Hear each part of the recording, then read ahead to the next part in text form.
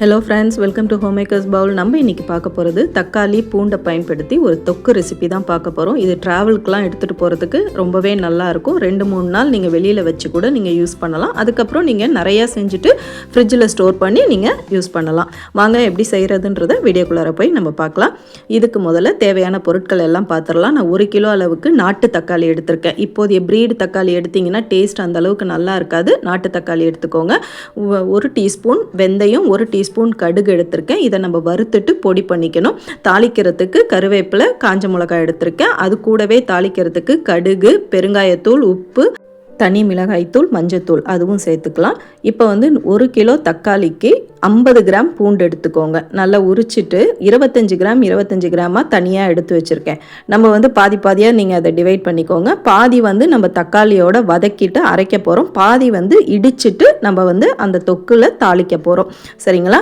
இதுக்கு தாளிக்கிறதுக்கு நல்லெண்ணெய் ஒரு 100 கிராம் அளவுக்காவது நல்லெண்ணெய் தேவைப்படும். அப்போ தான் இந்த தொக்கு நாள் பட்டு வச்சுக்கும் பொழுது நல்லாயிருக்கும். இப்போ இந்த தக்காளியை நல்லா கழுவிட்டு நல்லா கொஞ்சம் நேரம் உலர்த்திட்டு இதை நல்லா பொடியாக நறுக்கிக்கோங்க. அப்போ தான் வதங்கிறதுக்கு நல்லா ஈஸியாக இருக்கும். நீளமாக கூட நீங்கள் நறுக்கிக்கலாம். இது நாட்டு தக்காளியாக இருக்கிறதுனால எனக்கு நல்லாவே வதங்கி வந்துடுச்சு. இப்போ வெறும் வாணலில் எடுத்து வச்சுருந்த அந்த 1 டீஸ்பூன் வெந்தயம், 1 டீஸ்பூன் கடுகை நம்ம நல்லா வறுத்து எடுத்துடலாம். கூடவே கடுகையும் சேர்த்துட்டு நல்லா வறுத்துக்கோங்க. இப்போ இதில் கடுகு வெள்ளையாக ஆயிட்டு தெறிக்க ஆரம்பிக்கும். அது மாதிரி தெறிக்கும் பொழுது வெந்தயமும் நிறம் மாறி கொஞ்சம் ப்ரௌனாக ஆகும் பொழுது எடுத்துருங்க. ரொம்ப செவக்க வறுத்துட்டு எடுத்திங்கன்னா அப்புறம் கசக்க ஆரம்பிச்சிடும். அந்த ஸ்டேஜில் நீங்கள் இந்த மாதிரி நல்லா தெறிச்சிட்டு இந்த கலர் மாறும் பொழுது எடுத்து ஒரு தனி பிளேட்டில் வச்சுடுங்க. இதை தனியாக நுணுக்கி எடுத்து வச்சுக்கலாம். இது இருக்கட்டும். இப்போ அதே வாணல்லே கொஞ்சமாக எண்ணெய் விட்டுக்கோங்க. ஒரு 2 டேபிள் ஸ்பூன் அளவுக்கு எண்ணெய் விட்டுட்டு நம்ம தனியாக எடுத்து வச்சோம் இல்லையா பூண்டு, பாதி பாதியாக பிரித்து அதில் பாதி பூண்டை இப்போ இதில் நம்ம சேர்த்துடலாம். இந்த பூண்டு நல்லா நிறம் மாறுற அளவுக்கு நல்லா வதங்கணும். வதங்கினதுக்கப்புறம் இது கூடவே நம்ம தக்காளியையும் சேர்த்துக்கலாம். தக்காளியை நான் பார்த்தீங்கன்னா நீளமாக தான் நறுக்கி வச்சுருக்கேன். ஆனால் இது எனக்கு நல்லா வதங்கி வந்துடுது. இப்போ நீங்கள் சப்போஸ் இப்போதைய அந்த ப்ரீடு தக்காளிங்கெல்லாம் எடுத்திங்கன்னா வதங்கவே மாட்டேங்குது. அதை கொஞ்சம் நல்லா பொடியாக நறுக்கிக்கோங்க. இது நாட்டு தக்காளின்றதுனால எனக்கு நல்லா வதங்கி வந்துச்சு. கூடவே கல்லுப்பு இது வதங்கிறதுக்கு சேர்த்துக்கலாம். உப்பு இப்போ இதில் கொஞ்சம் சேர்க்கறதுனால அரைச்சிட்டதுக்கப்புறம் சேர்க்கும்பொழுது பார்த்து சேர்த்துக்கோங்க.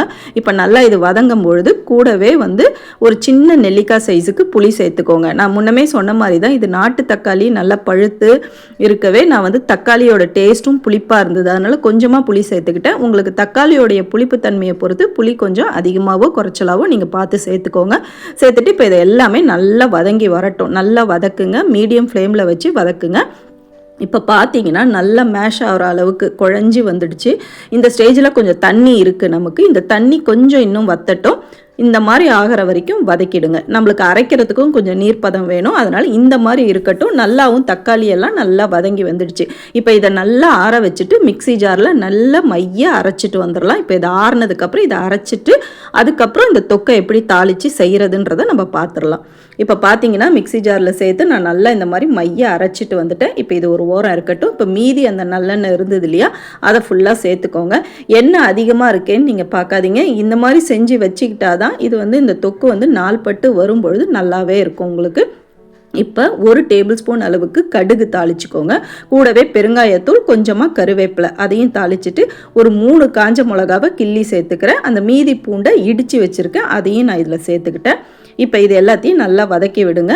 நல்லா இந்த பூண்டு, காஞ்ச மிளகா, கடுகு எல்லாம் நல்லா பொரிஞ்சு நல்லா வரணும். நல்லா வதங்கினதுக்கப்புறம் இதில் கொஞ்சமாக அந்த மஞ்சப்பொடி சேர்த்துக்கலாம். 1 டீஸ்பூன் அளவுக்கு மஞ்சப்பொடி சேர்த்துக்கோங்க. இப்போ அரைச்சி வச்சு அந்த தக்காளி விழுதை இப்போ நம்ம சேர்த்துடலாம். சேர்த்துட்டு அந்த மிக்ஸி ஜார்லேயே கொஞ்சமாக தண்ணி ஊற்றி அலசிட்டு சேர்த்துக்கோங்க. தண்ணி ரொம்ப ஊற்றாதீங்க. இப்போ நல்லா இந்த மாதிரி கலந்து விடுங்க. கலந்து விட்டுட்டு இப்போ இதுக்கு தேவையான உப்பு இப்போ பார்த்துட்டு உப்பு சேர்த்துக்கோங்க. உப்பு நம்ம வதக்கும் பொழுதும் சேர்த்துருக்கோம். அதனால் பார்த்துட்டு சேர்த்துக்கோங்க தேவையான அளவுக்கு. சில உப்பு கரிக்குது, சில உப்பு கரிக்காமல் விதமான அந்த உப்போட அந்த டேஸ்ட்டில் இருக்குது. அதனால் பார்த்துட்டு நீங்கள் சேர்த்துக்கோங்க. டேஸ்ட் பார்த்துட்டு இப்போ நல்லா இந்த மாதிரி கலந்து விடுங்க. இப்போ 3 டீஸ்பூன் அளவுக்கு தனி மிளகாய் தூள் நான் எடுத்து வச்சுருக்கேன்.